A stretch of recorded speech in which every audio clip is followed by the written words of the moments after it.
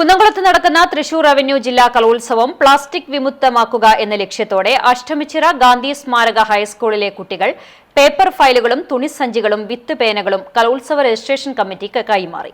100 paper പേനകളും തുണിസഞ്ചികളും paper ഫയലുകളും തൃശൂർ ജില്ലാ വിദ്യാഭ്യാസ ഉപഡയറക്ടർ അജിതകുമാരി, നഗരസഭാ ചെയർപേഴ്സൺ സീതാ രവീന്ദ്രനും ഗ്രീൻ പ്രോട്ടോകോൾ ചെയർമാൻ സുനിൽകുമാർ എന്നിവർക്ക് കൈമാറി.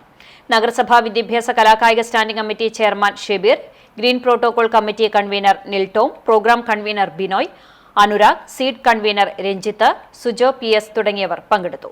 കലോത്സവം മുഴുവനായും ഹരിത പ്രോട്ടോകോൾ പ്രകാരം നടത്തുമെന്ന് ഹരിത protocol committee chairman Sunilkumar, committee convener Niltom എന്നിവർ പറഞ്ഞു.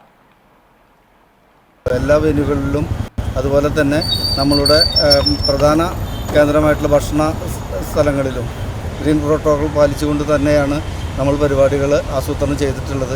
അതിനുള്ള എല്ലാ സജ്ജീകരണങ്ങളും നഗരസഭയുടെ ഭാഗമായിട്ടും അതുപോലെ തന്നെ ഇവിടുത്തെ ഈ കമ്മിറ്റിയുടെ ഭാഗമായി ഗ്രീൻ പ്രോട്ടോകോൾ കമ്മിറ്റിയുടെ ഭാഗമായിട്ട് നമ്മൾ എല്ലാം പ്രവർത്തിച്ചിട്ടുണ്ട്.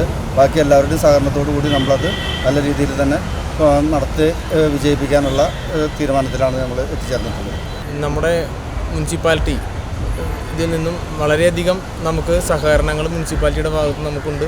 എല്ലാ ദിവസവും രാവിലെ ഭക്ഷണശാല വൃത്തിയാക്കുന്നതിനും അതുപോലെ തന്നെ ഹരിതസേനാംഗങ്ങളെ ഉപയോഗിച്ച് മറ്റുള്ള സ്റ്റേജുകളും എല്ലാം നമുക്ക് വൃത്തിയാക്കുന്നതിനൊക്കെ നമുക്ക് സഹകരണങ്ങൾ മുനിസിപ്പാലിറ്റിയുടെ ഭാഗത്തുനിന്നുണ്ട്.